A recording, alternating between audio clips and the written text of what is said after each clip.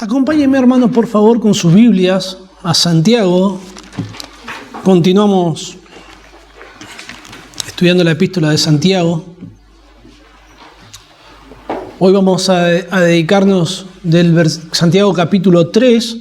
Vamos a estudiar desde el versículo 1 al versículo 3, del versículo 1 al versículo 12. En estos días que vivimos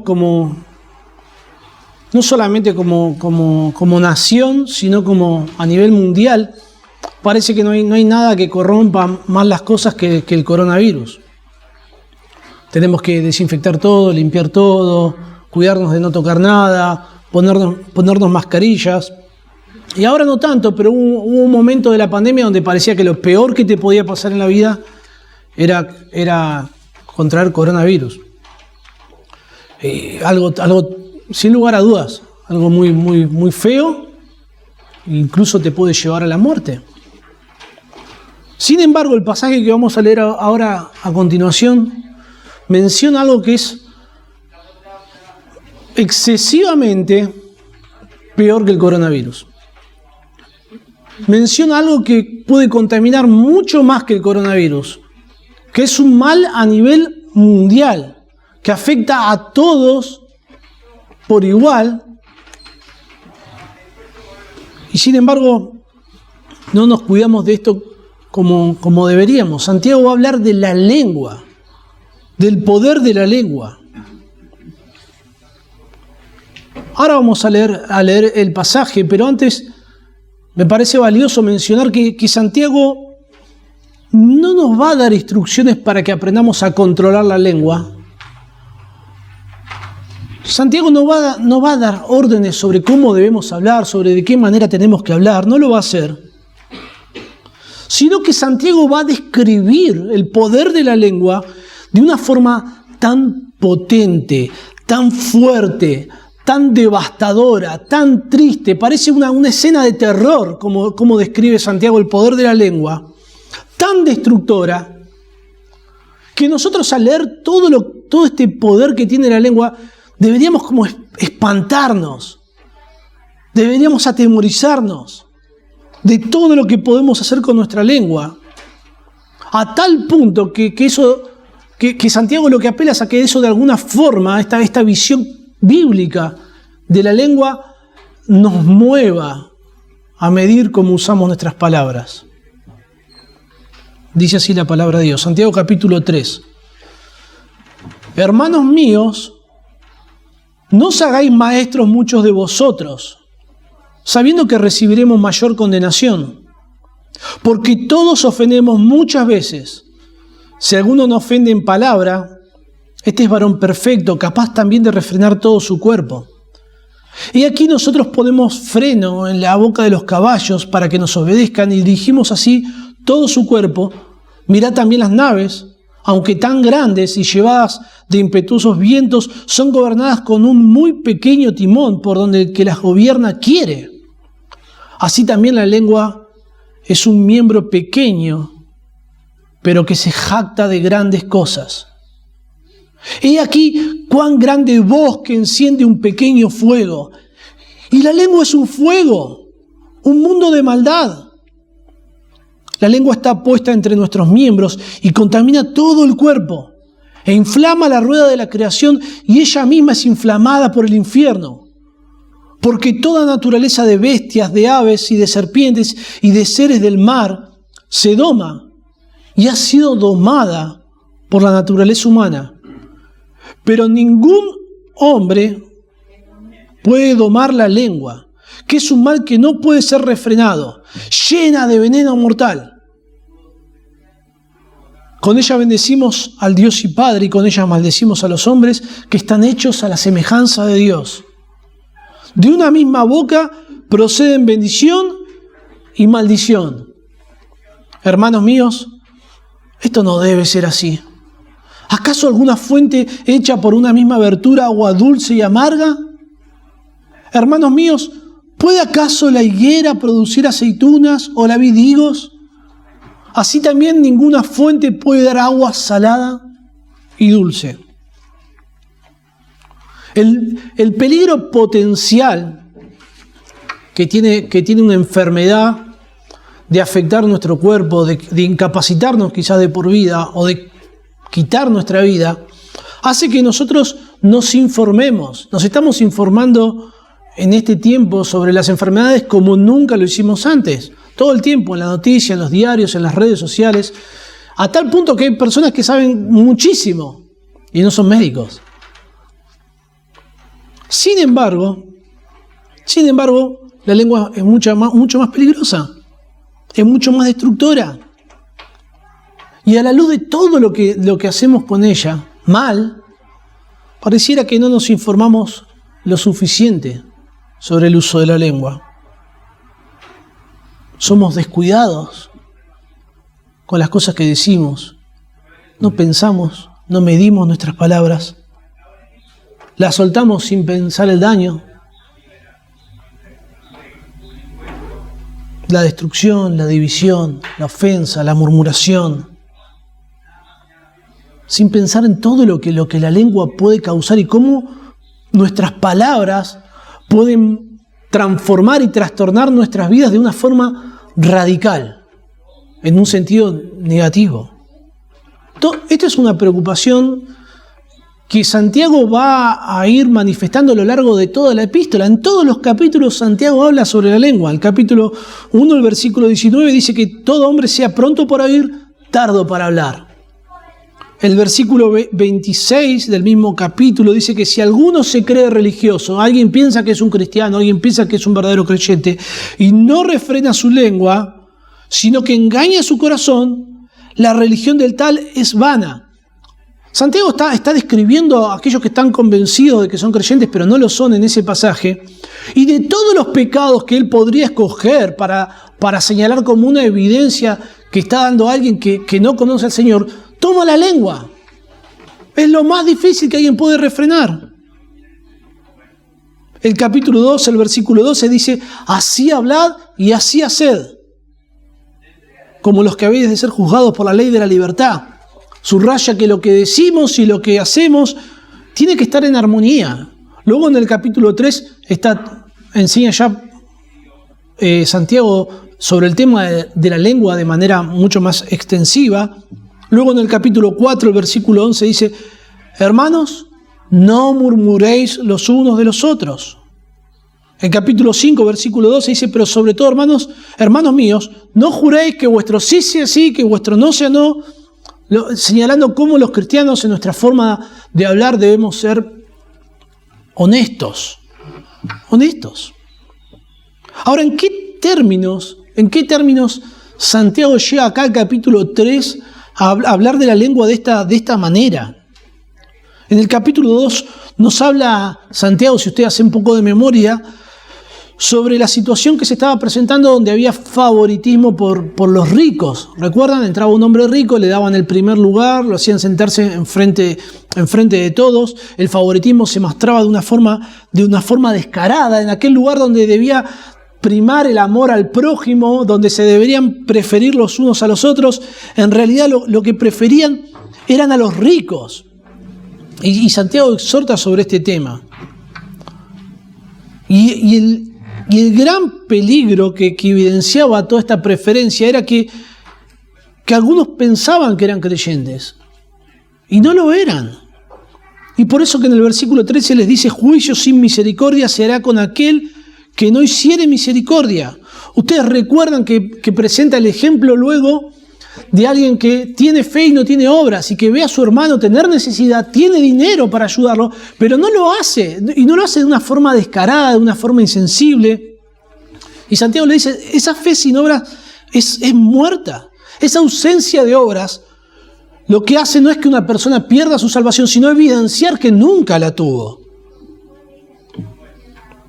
Ahora, de entre las evidencias de alguien que conoce verdaderamente a Dios, ahora lo que se subraya es el uso de la lengua.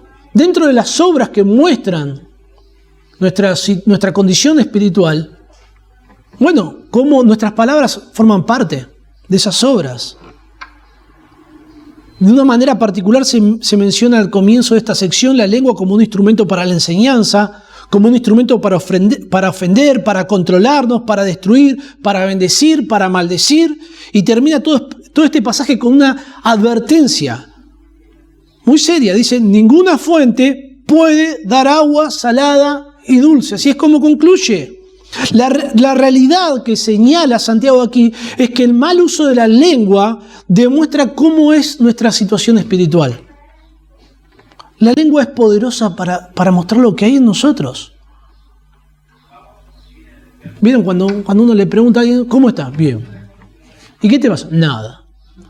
Y vos ya sabés, no está bien y algo le pasa. Y lo muestra en cómo hablan, no solo en lo que dice, sino en cómo lo decimos. La lengua muestra nuestro estado de ánimo. Muestra dónde está nuestro corazón. Muestra cuáles son las cosas que apreciamos.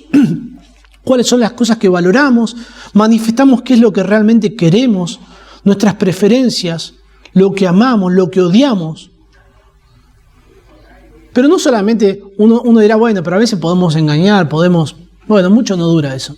Tarde o temprano es como que pisamos el palito y sale a evidencia lo que hay en nuestro corazón. Manifestamos por nuestra lengua en ocasiones lo que queremos ocultar, lo que queremos que nadie sepa. Manifestamos nuestro orgullo. El orgullo se evidencia al toque por las cosas que decimos, cuando bajamos la guardia. Y no queremos que nadie. No queremos exhibir nuestro orgullo, nuestro egoísmo, aquello que solamente Dios conoce, lo que hay en nuestra mente, nuestros afectos, nuestras pasiones. Y todo esto demuestra cuál es nuestra situación espiritual. Podemos mostrar si Dios nos ha regenerado, si realmente hemos nacido de nuevo, si hemos sido salvos, si somos nuevas criaturas. Y también manifestamos si aún estamos muertos en nuestros delitos y pecados. Allí en Lucas capítulo 6, no lo busque hermano, yo se lo voy a leer, el versículo 43, el Señor Jesucristo dice, no es buen árbol el que da malos frutos, ni árbol malo el que da buen fruto. Porque cada árbol se conoce por su fruto, pues no se cosechan higos de los espinos, ni de las zarzas se vendimian uvas. El hombre bueno, del buen tesoro de su corazón saca lo bueno, y el hombre malo, del mal tesoro de su corazón saca lo malo. Esto lo vimos la vez pasada cuando hablamos sobre cómo el fruto evidencia nuestra situación espiritual, y de una forma particular el Señor subraya el uso de la lengua como una evidencia primordial. Dice, porque de la abundancia del corazón abra la boca. No son solo las acciones pecaminosas deliberadas lo que demuestra nuestro rechazo a Dios y su palabra, sino que de una forma precisa y en ocasiones de manera muy sutil son nuestras palabras las que demuestran dónde estamos parados espiritualmente hablando. Y aunque no podemos ser determinantes en cuanto al destino eterno de una persona por cómo usa su palabra, no podemos de una forma diagnosticar la situación espiritual para ser totalmente determinantes y decir, no, esta persona no es creyente por cómo usa sus palabras, o esta sí lo es porque no podemos ser a ese nivel tan determinantes. Pero sí, sin lugar a duda podemos ser determinantes en que algo no está bien. Sí podemos a alguien decirle, mirá, si vos seguís hablando de esta manera, murmurando de esta manera y conduciéndote de esta manera y así vas a seguir, es muy probable que no seas un hijo de Dios, conduciéndote de esta forma. Alguien que siembra discordia, que causa divisiones, debe ser exhortado por la iglesia, y si no se arrepiente, debe llevar a cabo el proceso de disciplina. Y eso es lo que demuestra una persona que rechaza todas esas advertencias, es que nunca conoció al Señor. Nos damos cuenta por las palabras cuando alguien se está alejando de Dios. Y si esta situación se sostiene con el tiempo, podríamos llegar a ser mucho más precisos. En ese sentido, es que Santiago nos muestra que la lengua es poderosa para evidenciar, para mostrar cuál es nuestra condición espiritual. En primer lugar, la lengua puede condenarnos. Vamos a leer el versículo 1 y la primera parte del versículo 2. Dice, hermanos míos, No os hagáis maestros muchos de vosotros, sabiendo que recibiremos mayor condenación, porque todos ofendemos muchas veces. La situación que se presenta aquí es la siguiente. Había personas en la iglesia que no eran los pastores, no eran los maestros de la congregación, y estas personas deseaban ser maestros de las Escrituras, no para edificar la iglesia, sino para alimentar su propio orgullo. Ellos buscaban el reconocimiento de las personas, ser llamados maestros.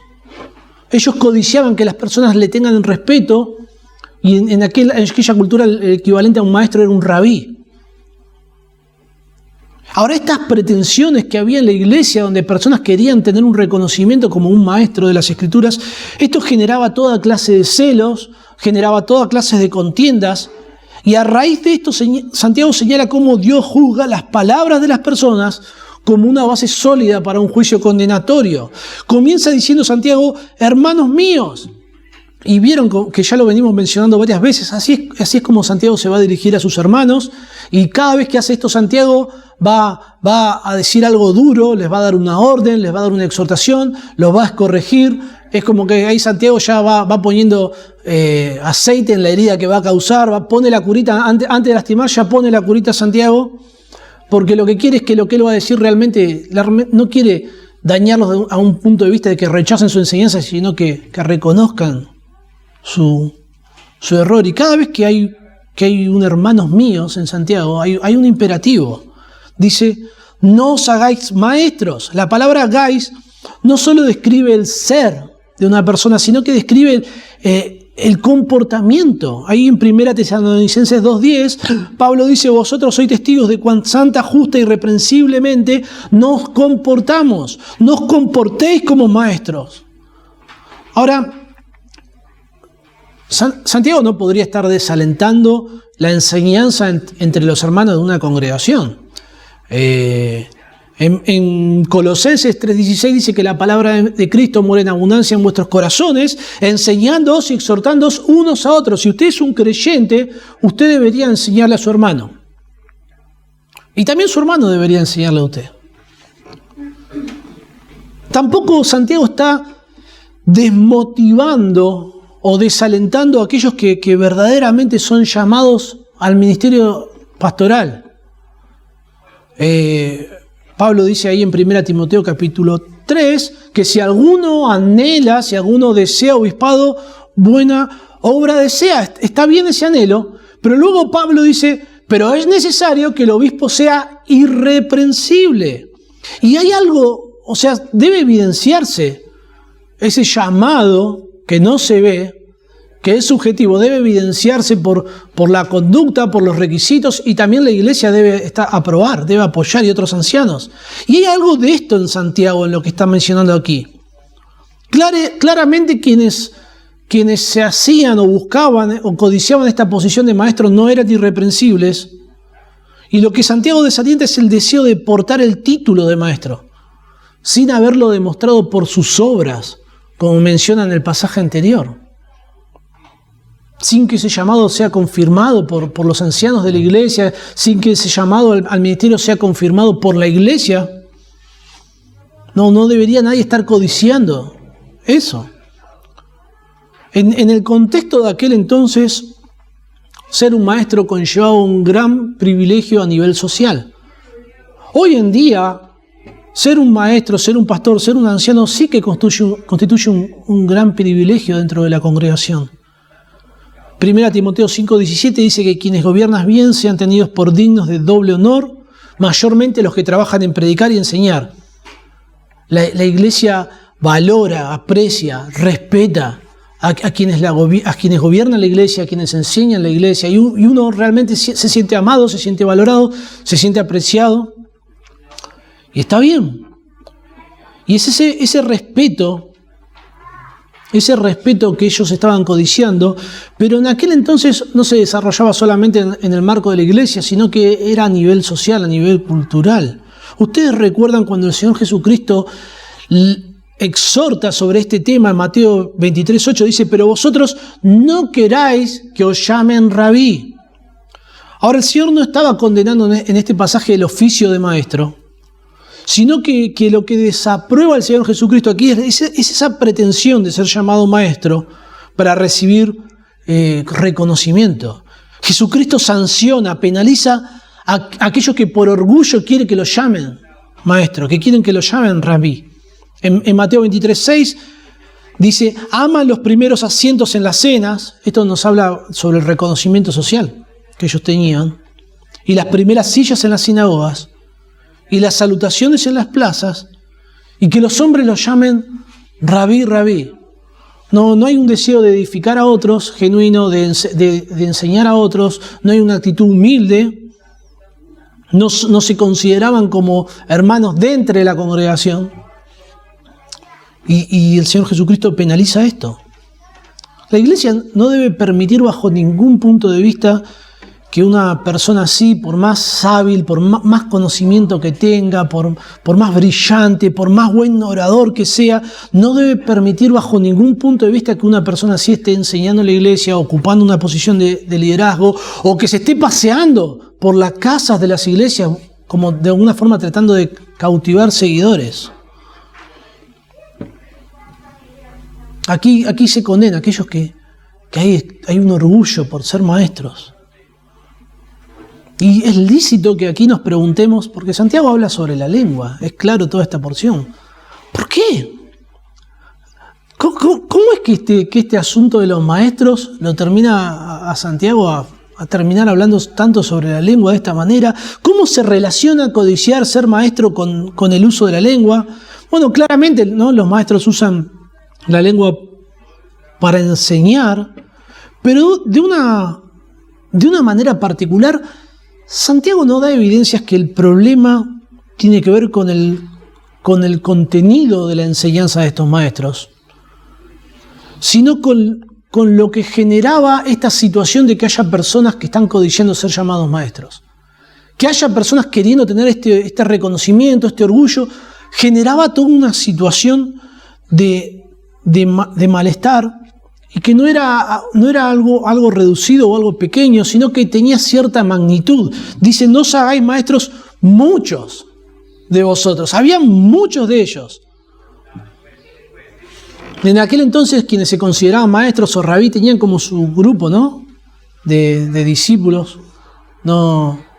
A veces nos pasa a nosotros que decimos, a mí me gusta más cómo predica fulano, me gusta más cómo predica mengano.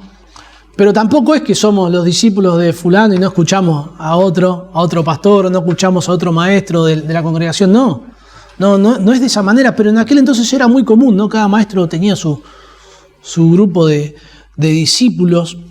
Imagínense esto dentro de una iglesia. Cada maestro ahí tratando de cautivar seguidores, teniendo su grupito. Imagínense cómo esto generaba celos. Mirá, fulano tiene 7, yo tengo 3. Todo esto generaba rivalidades, contiendas, peleas. Yo soy de Pablo, yo soy de Apolos. Y a tal punto que en el capítulo 4, versículo 1 dice, ¿de dónde vienen las guerras y los pleitos entre vosotros? Habían guerras en medio de estas congregaciones. Y como consecuencia de estas guerras, por pretender ser maestros, lo que sucedía era que se ofendían unos a otros. Por eso es que luego agarra y les dice, sabiendo que recibiremos mayor condenación, porque todos ofendemos muchas veces. Ahí está el problema que generaba toda esta situación. Un maestro debe usar su lengua para edificar, pero ellos la usaban para ofender. Dice, sabiendo que recibiremos mayor condenación. Acá Santiago subraya la potencialidad de la lengua para condenar. Esta palabra condenación tiene un sentido negativo. En ocasiones se refiere al juicio de aquellos que no son creyentes. Por ejemplo, una enseñanza herética en cuanto a Cristo, una enseñanza herética en cuanto al Evangelio, en cuanto a la salvación, demuestra cómo alguien es un falso maestro, como alguien no conoció el Evangelio y sería juzgado con mayor severidad. Por eso Mateo 23:14 el Señor dice, ¡ay de vosotros escribas y fariseos hipócritas! Porque devoráis las casas de las viudas y como pretexto hacéis largas oraciones, por esto recibiréis mayor condenación. Pero para alguien que es un creyente, esta condenación de la lengua puede referirse a la disciplina de Dios en esta vida y a la pérdida de recompensa en el tribunal de Cristo. Esta mayor condenación para los maestros es lógica, a la luz de que quien enseña algo erróneo o algo falso a una persona va a ocasionar un daño. O a 2 o 3 personas va a ocasionar algún daño, claro que sí. Pero quien enseña un error a una congregación, ese daño puede ser devastador. Puede ocasionar que una iglesia se divida. Puede ocasionar que una iglesia se desvíe de tal punto de la verdad que cuando pasan los años y se disemina el error, ya ni puede ser considerada una iglesia. Un daño masivo. Y es curioso que Santiago dice, sabiendo que recibiremos. ¿Por qué Santiago se incluye acá como alguien que recibiría esa mayor condenación? Si él está siendo inspirado por Dios para escribir esta epístola, es un hombre probo en cuanto a su fe. Bueno, en primer lugar, Santiago reconoce cuál es su posición. Él es un maestro reconocido por la iglesia. Pero lo que subraya es la potencialidad que tiene la lengua para condenar.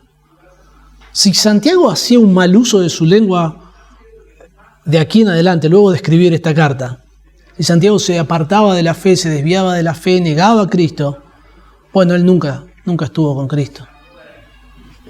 Esa potencialidad es lo que se subraya.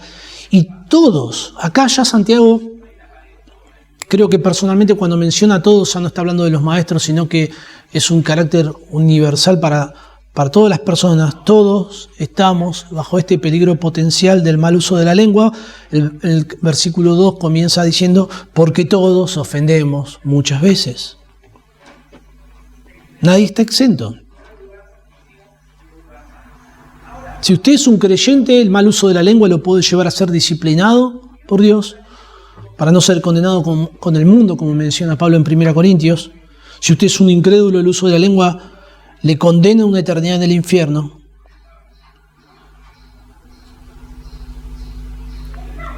Si usted cree que es un creyente, si usted piensa, usted está engañando, se engaña, no refrena su lengua, se engaña a sí mismo.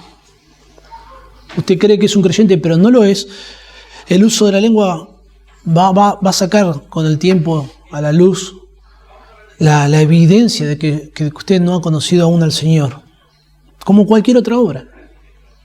Mateo 12, 36, el Señor dice, mas yo os digo que de toda palabra ociosa que hablen los hombres, de ella darán cuenta en el día del juicio, porque por tus palabras serás justificado y por tus palabras serás condenado. El peligro potencial que tiene la lengua de condenar a los creyentes a la disciplina, a los incrédulos al juicio eterno. Este peligro de condenatorio debería como sacudirnos un poco. Debería darnos temor en lo que decimos. Debería movernos a cuidar nuestras palabras. Y aunque Santiago no lo menciona, evidentemente es eso lo que él quiere provocar a través de esta narración. La lengua es poderosa para mostrar nuestra condición espiritual, en primer lugar porque la lengua puede condenarnos, en segundo lugar porque la lengua puede controlarnos. La lengua puede ejercer control sobre nosotros. El versículo 2, la segunda parte, dice así, si alguno no ofende en palabra, este es varón perfecto, capaz también de refrenar todo el cuerpo. Y aquí nosotros ponemos freno en la boca de los caballos para que nos obedezcan y dirigimos así todo su cuerpo. Mirad también las naves, aunque tan grandes y llevadas de impetuosos vientos, son gobernadas con un muy pequeño timón por donde el que las gobierna quiere. Así también la lengua es un miembro pequeño, pero se jacta de grandes cosas. Es muy difícil, ya lo mencionamos, es muy difícil dominar nuestras palabras. Por cómo hablamos, demostramos lo que hay en nuestro corazón, de la abundancia del corazón habla nuestra boca. Es muy difícil no expresar quiénes somos, no expresar lo que somos. Y en ocasiones decimos algo y alguien nos recuerda lo que dijimos y nos sorprendemos. Decimos, yo dije eso. A mí me pasa con mi señora que me dijiste esto. Y yo dije eso. Qué vergüenza. qué bochorno, ¿cómo puedo decir eso? Si lo dije delante de si es una conversación privada, bueno, le pido disculpas, le pido perdón a mi señora, me arrepiento, pero si lo dije delante de otros, qué vergüenza, ¿cómo puedo decir eso? En Isaías 32:6 dice, el ruin, es curioso, como lo dice, el ruin hablará ruindades. Como lo que hablamos manifiesta nuestra naturaleza. Es tan duro controlar nuestra lengua que las Escrituras dicen que el que ahorra sus palabras tiene sabiduría. Siempre me causa gracia en pensar en la imagen de Proverbios 17:28 que dice que aún el necio cuando calla es contado por sabio. Entonces en una reunión hay un necio y usted lo ve y dice que qué sabio. Pero no es un necio, pero como está callado, dice qué interesante, pastor, qué bárbaro. La Nueva Traducción Viviente dice así, hasta los necios pasan por sabios y permanecen callados. Luego la segunda parte dice, parecen inteligentes cuando mantienen la boca cerrada.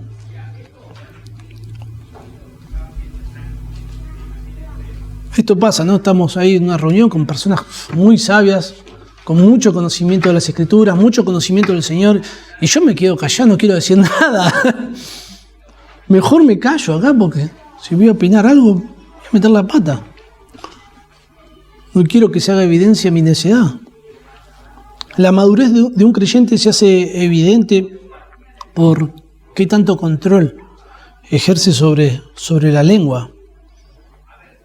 A tal punto que si alguno no ofende en palabra, dice, este es varón perfecto.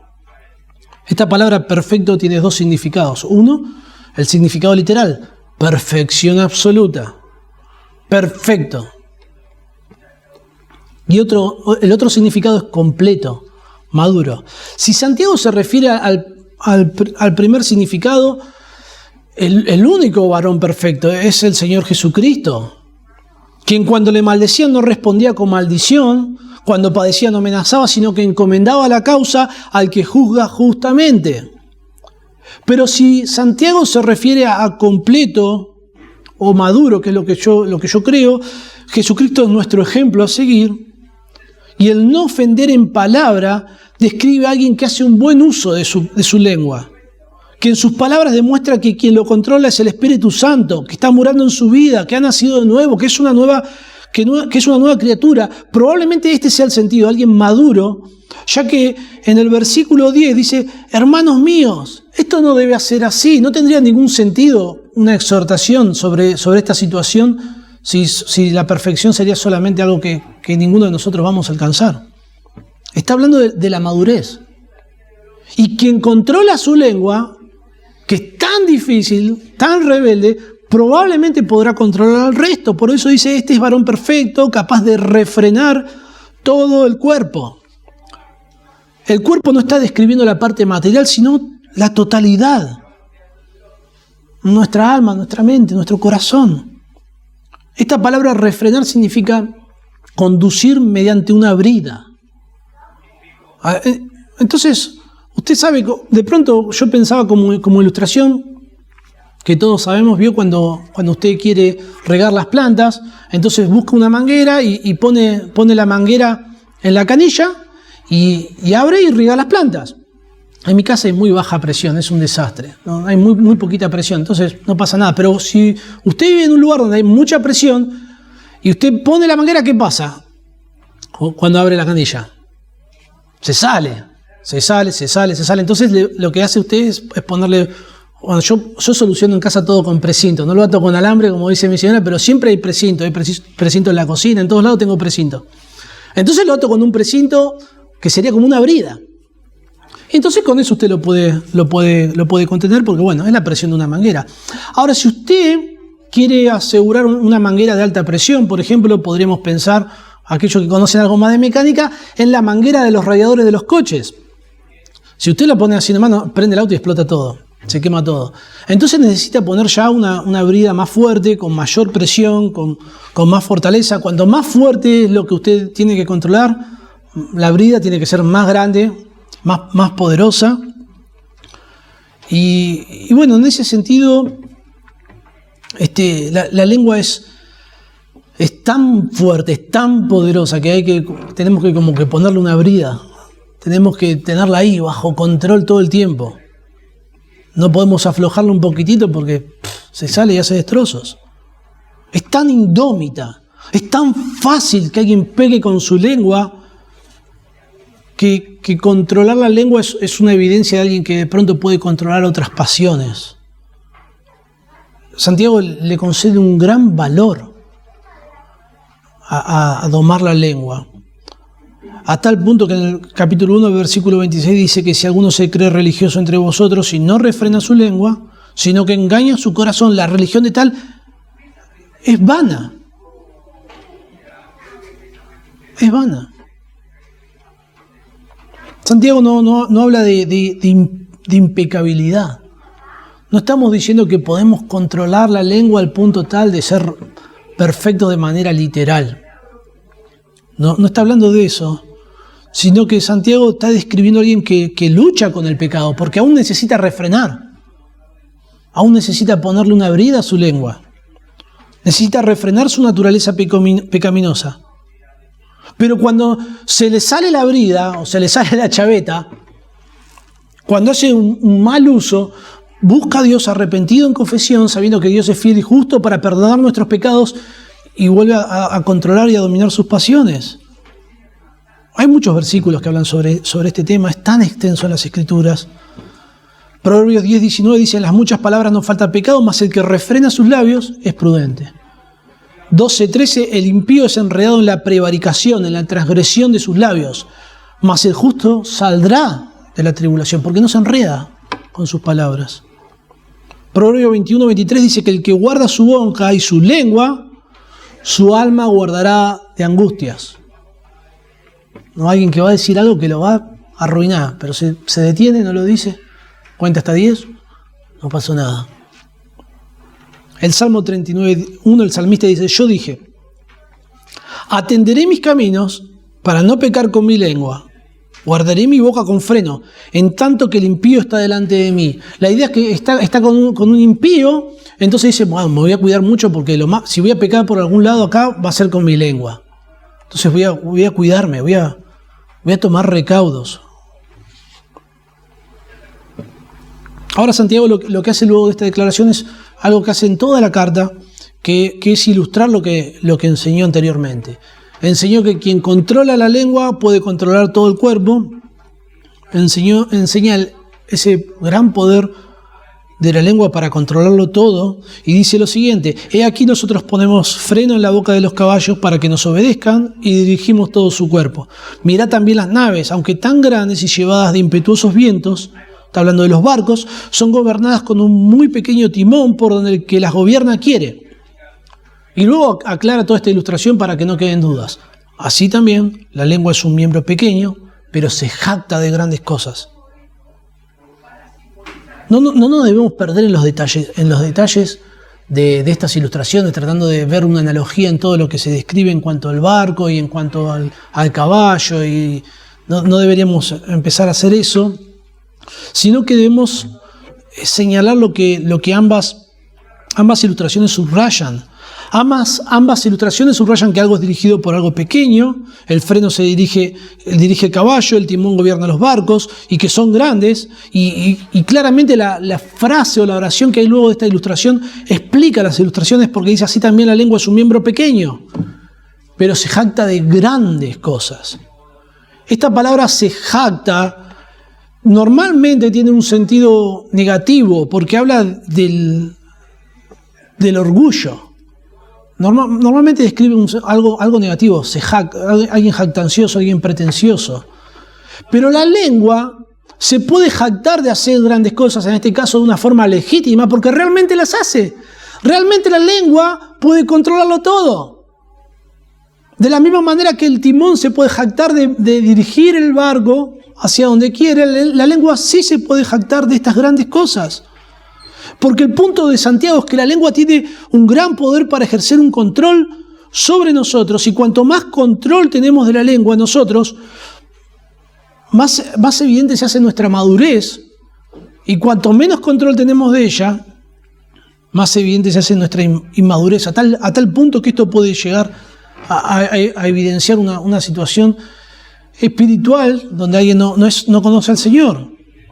Todo este control, todo que presenta Santiago, es para que nos empuje a ejercer el dominio propio, a resistir esa tentación a decir cosas que no convienen, entendiendo que las implicaciones, cómo la lengua nos puede controlar. La lengua es poderosa para mostrar nuestra condición espiritual. En primer lugar, la lengua puede condenarnos. En segundo lugar, la lengua puede controlarnos. En tercer lugar, la lengua es poderosa para corromper y destruir. Y lo va a presentar en unos términos tan espantosos. Dice así: he aquí cuán grande bosque enciende un pequeño fuego. Y la lengua es un fuego, un mundo de maldad. La lengua está puesta entre nuestros miembros y contamina todo el cuerpo. E inflama la rueda de la creación y ella misma es inflamada por el infierno. Porque toda naturaleza de bestias y de aves y de serpientes y de seres del mar se doma y ha sido domada por la naturaleza humana. Pero ningún hombre puede domar la lengua, que es un mal que no puede ser refrenado, llena de veneno mortal.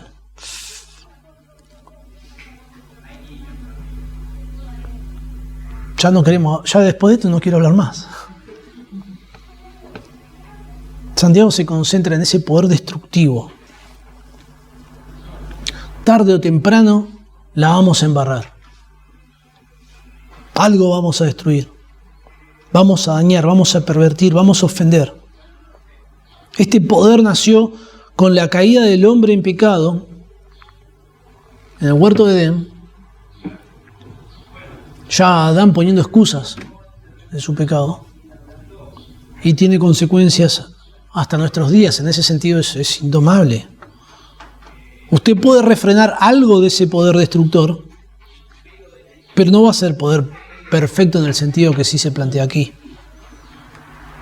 Esto nos debería humillarnos, ¿no? Vamos a ofender, pero también nos van a ofender. Y también nos debería humillar no solamente en cuanto a estar predispuestos a pedir perdón, sino también en cuanto a estar predispuestos a perdonar, ¿no? Alguien nos ofende y sí, ¿qué esperamos? Si usted va a una iglesia y usted espera que nunca nadie le ofenda, o que no vaya a ser que un día el pastor no le ofenda o le ofenda, va a pasar tarde o temprano, porque forma parte de nuestra naturaleza caída, de ese remanente del pecado que aún mora en nosotros.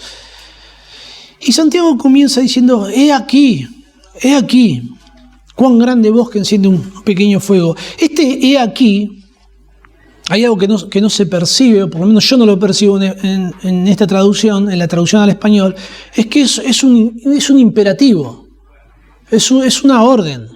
Por eso la Biblia de las Américas lo traduce como mirad, presten atención. No, todo el tiempo, fíjese que Santiago da una orden y luego hay una acción. Hay algo que hay que hacer, hay algo que hay que desarrollar, pero acá hay una orden para que prestemos atención a una realidad, para que contemplemos ese poder destructor de la lengua. No se nos dice nada que tengamos que hacer. No hay nada que hacer, solamente contemplen esta verdad. Porque lo que nosotros conocemos sobre este tema tiene un impacto en nuestra conducta. Y está la ilustración del fuego. ¿Cuán grande bosque enciende un pequeño fuego? Habla de una chispa. Y bueno, no sé, yo nunca presencié un incendio, pero sí hemos visto por diferentes medios cómo algo tan pequeño puede destruir tanto. Imagínense en aquel entonces, sin camiones de bomberos, sin los aviones o los helicópteros. Imagínense lo que sería un incendio. Era como, bueno, ya está, no hay nada que hacer.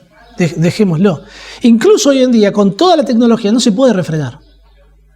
No se puede refrenar. O sea, dicen, no, estamos controlándolo. Y usted ve, pasan los días. El humo llega hasta Buenos Aires, de un montón de kilómetros. Y dice, no puede ser. Con toda la tecnología no podemos apagar un incendio a nuestro gusto. Mientras haya combustible, el fuego arde de manera infinita hasta que se acabe el combustible. Una vez que se acaba el combustible, se apaga el fuego. Esto subraya ese poder destructivo, ya que la siguiente oración dice que la lengua es un fuego. Es un mundo de maldad. Esto es una metáfora. La lengua es un fuego. Proverbio dice que el hombre perverso cava en busca del mal y en sus labios hay como llama de fuego, para demostrar ese poder destructor. Y describe a la lengua como un mundo de maldad. La palabra mundo en ocasiones tiene diferentes significados. Uno de ellos es adorno, y algunos señalan que la lengua es como el adorno de la maldad, de todos los pecados, de toda la maldad. La lengua es como el adorno especial, aunque este es un significado muy poco común. Pero la palabra mundo también describe el orden, el sistema. Mayormente describe el sistema caído, el sistema corrompido. Cuando consideramos todas las manifestaciones pecaminosas de la lengua, todas las diferentes formas en las que la lengua se manifiesta pecaminosamente, y su posibilidad, su potencialidad de quebrantar casi todos los mandamientos, o todos, en ese sentido se la considera un sistema de pecado. Usted recuerda los 10 mandamientos. Es interesante cómo con la lengua podemos quebrar la mayoría de ellos fácilmente. No tendrás dioses ajenos, no te harás imagen, no te inclinarás a dioses ajenos, ni les honrarás, en Éxodo 20:12. Josué, pensando en este mandamiento, en Josué 23:7 dice: para que no os mezcléis con estas naciones que han quedado con vosotros, ni hagáis mención, ni juréis por el nombre de entre sus dioses. Ya con nuestra lengua podemos tener dioses ajenos y adorar a dioses ajenos. No tomarás el nombre de Jehová tu Dios en vano. Honra a tu padre y a tu madre. Y luego en Éxodo 21:17 dice: el que maldijera a su padre o madre morirá. No matarás. Pero ustedes recuerdan lo que dijo el Señor Jesús: cualquiera que ya con solo insultar a tu hermano, ya lo estás matando, estás quebrantando este mandamiento. No necesitamos matar a alguien literalmente para quebrantar este mandamiento. No cometerás adulterio. El Señor Jesús enseñó cómo una persona puede adulterar en su corazón, con sus pensamientos, pero antes de llevar a cabo el adulterio, el acto del adulterio, están implicadas las palabras en la seducción. En 2 Samuel 11:3, no de esa manera, pero se relata cómo David envió a preguntar por aquella mujer. David la codició en su corazón y luego ahí pecó con su lengua. ¿Cómo es esto de esta vez? ¿Sabe quién es? ¿Dónde está? Tráiganla. No hurtarás. Solo basta con citar la frase de alguien como propia y ya. Estoy robando. Luego, dice: no codiciarás. Acuérdate del día de reposo. Realmente no encuentro cómo quebrantar estos mandamientos, pero me imagino estando en el día de reposo y solamente decir: qué ganas de trabajar, ya está. En mi corazón quebranté el día de reposo. Es tan variado, de tantas maneras, hay tantas manifestaciones que Santiago lo llama como un sistema de maldad. Dice que la lengua está puesta entre nuestros miembros y dice: contamina todo el cuerpo, inflama la rueda de la creación y ella misma es inflamada por el infierno. Contamina todo el cuerpo. El Señor Jesús enseñó que no lo que entra en la boca contamina al hombre, mas lo que sale de la boca contamina al hombre. Un escritor dice sobre este tema que la moral de una persona es medida por lo largo de su lengua. Inflama la rueda de la creación. Sobre este tema de que se inflama la rueda de la creación es algo que se ha debatido muchísimo por muchos comentaristas. La palabra creación es la palabra geneseos, que denota el origen, el génesis, el nacimiento. La palabra rueda claramente se utiliza de una forma metafórica, porque la lengua no es una rueda. Y lo que identifica es el avance, el curso, el camino. La Biblia de las Américas traduce esta frase como inflama el curso de nuestra vida, la trayectoria de nuestra vida. Otros escritos seculares toman esta idea de la rueda como el transcurso de nuestra vida.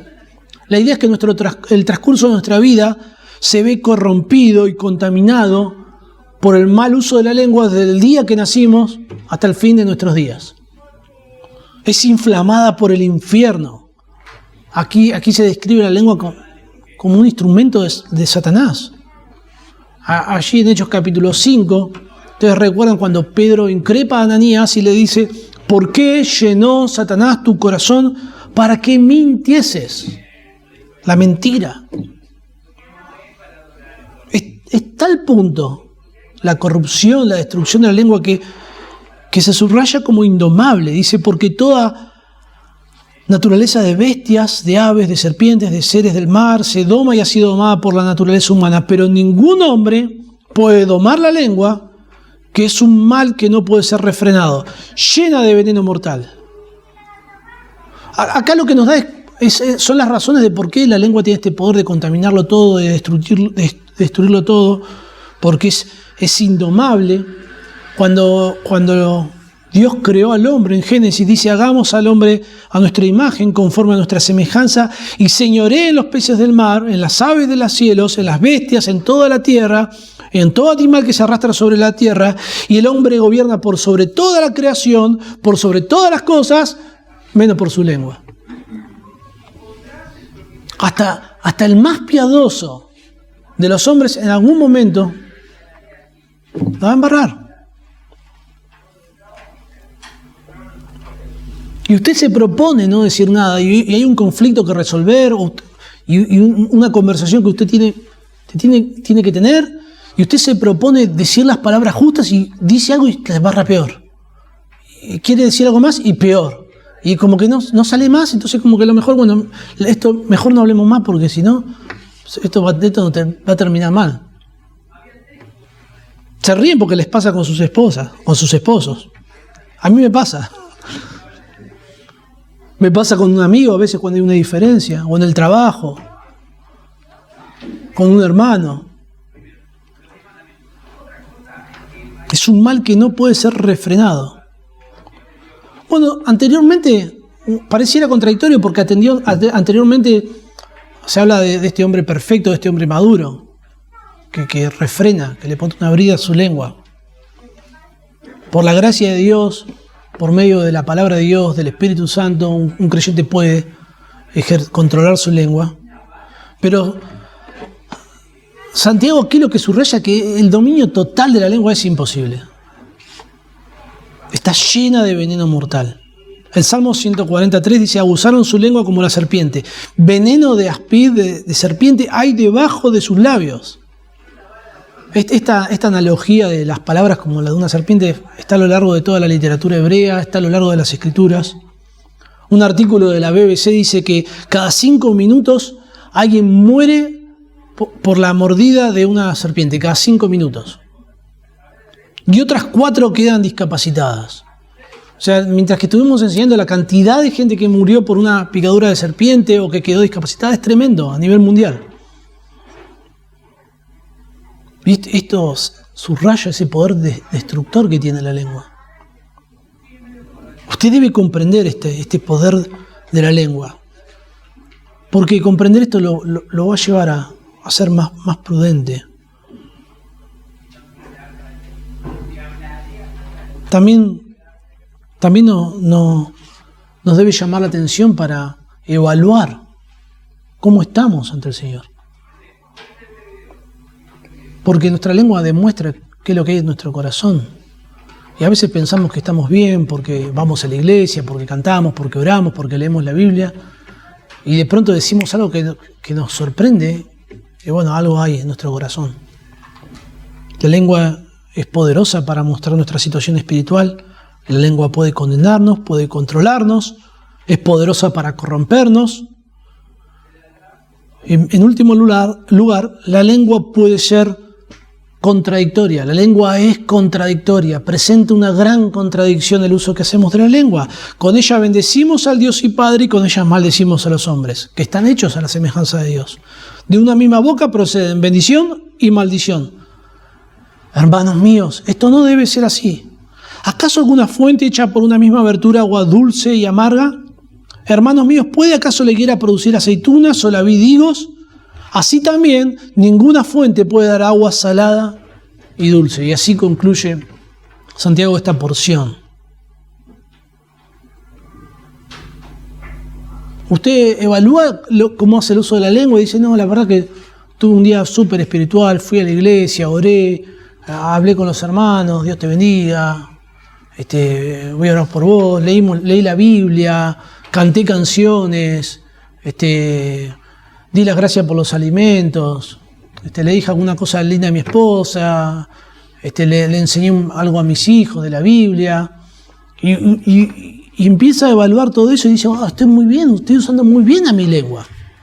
Qué bien que estuve. Ofendió a su prójimo, murmuró de su vecino, llamó a una amiga para comentarle el pecado de tal o cual hermano para que ore, insultó a alguien que se le cruzó con el auto, mintió sobre el horario que llegó a su trabajo, o cualquier otro pecado que usted cometió con la lengua. Bueno, realmente usted no está bien si hizo todo esto. Lo que hacemos con la lengua es contradictorio, es fraudulento, es hipócrita. Llevamos a cabo acciones totalmente incompatibles una con la otra. Y como hijos de Dios no debemos permitir que esto suceda. Dice, con ellas bendecimos a Dios y Padre. Está bien, eso es lo que Dios espera de nosotros. Y con ellas maldecimos a los hombres hechos a semejanza de Dios. Acá se describe el famoso arranque de ira. Y esto es significativo a la luz de las contiendas que había aquí en la iglesia a la que se dirige Santiago. Y hay una conclusión lógica que dice, de una misma boca proceden bendición y maldición. Hermanos míos, esto no debe ser así. Aunque la lengua manifiesta su poder de corromper, aunque la lengua manifiesta lo contradictoria y lo incompatible que es, la realidad es que los creyentes no debemos aceptar esta situación. No debemos decir, bueno, así son las cosas y ya. Porque Santiago lo presenta como unas grandes realidades. Pero luego dice, no, esto no debe ser así. Cuando creemos en el Señor Jesucristo como nuestro Salvador, cuando entendemos que Él murió en la cruz en nuestro lugar, Él hace su morada en nosotros por medio del Espíritu Santo y nos infunde su poder para que nosotros progresemos en nuestra santificación a lo largo de los días, a lo largo de los meses, a lo largo de los años, por medio de su palabra.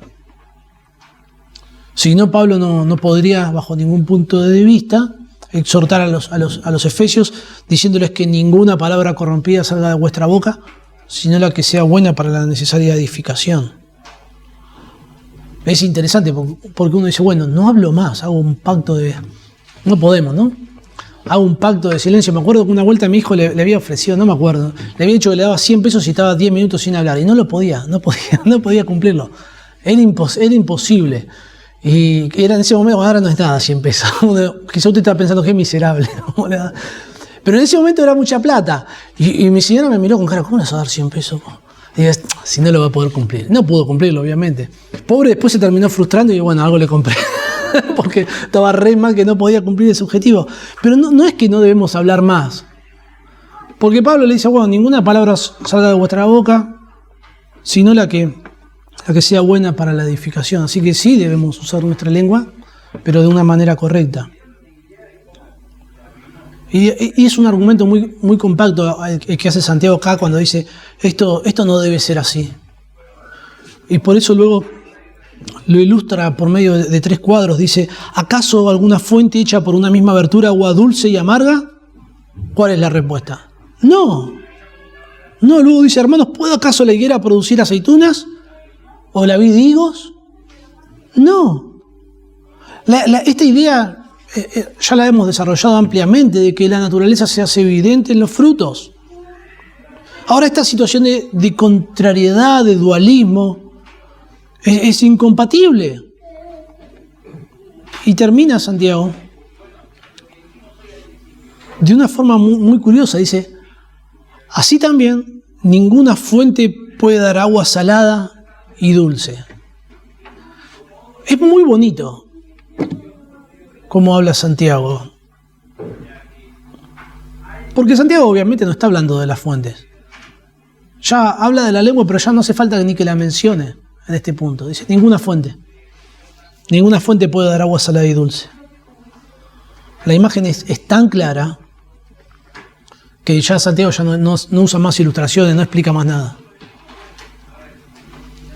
Si usted es un creyente, si usted está en comunión con Dios, no puede tener esta clase de contradicción o permitir esta contrariedad o esta hipocresía. Hay una tensión, no sé si usted lo pudo notar en todo Santiago, entre lo que somos y lo que debemos ser. Por momentos, Santiago manda sobre cómo nos debemos comportar. Santiago, por un momento, hay un montón de órdenes. Hay que comportarse así, así, así, así, así. Esto es lo que usted tiene que hacer. Esto. Muchas órdenes, muchos imperativos. Pero luego, Santiago menciona que la forma en la que nos comportamos muestra si somos verdaderos creyentes. Hay una tensión todo el tiempo. Ustedes tienen que hacer esto y esto y esto y esto, pero si usted no lo está haciendo, quizá usted no sea un creyente. Hay una línea muy, muy delgada.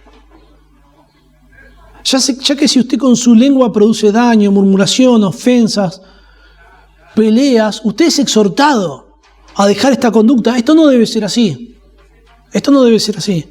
Pero por otro lado, si usted sigue siendo dominado por su lengua y no abandona el pecado de la lengua, quizá usted no sea un verdadero creyente. Y Santiago mantiene esta tensión durante toda la carta. Y nos hace aquí, sobre este pecado en particular, esta exposición sobre el poder de la lengua para manifestar, para dar a conocer nuestra situación espiritual. La lengua puede condenarnos, la lengua puede controlarnos, es poderosa para corrompernos y el uso de la lengua puede ser contradictorio. Que el Señor nos dé sabiduría para que todo esto que sabemos o que lo recordemos, o quizás usted ya lo sabía, que necesitamos recordarlo para que esto tenga un impacto, que Dios lo use por medio de su Espíritu Santo en nuestras vidas. Que Dios nos dé la gracia para crecer en nuestra santidad. Oremos. Señor, venimos a ti, Padre, humillados por lo mal que hemos usado nuestra lengua muchas veces. Señor, sabiendo que en tu misericordia y en tu gracia tú nos perdonas, tú nos recibes. Padre, queremos tener esta enseñanza presente en nuestras mentes, atesorarla en nuestros corazones, Señor, y que tú nos des la gracia, la fortaleza, el poder para hacer un mejor uso, Señor, de nuestra lengua, un uso que te honre, que te glorifique a ti, Señor. Que te podamos glorificar, Señor, como iglesia, en las conversaciones que tenemos entre nosotros, pero no solamente entre nosotros, sino con los incrédulos, en este mundo, Señor, en nuestras familias. Que tú utilices nuestra lengua, Señor, para dar a conocer tu nombre, para glorificarte a ti, Señor. no solamente en nuestras relaciones, sino también en cómo llevamos adelante nuestros trabajos, usando nuestra lengua, Padre. Te lo rogamos en el nombre del Señor Jesús. Amén.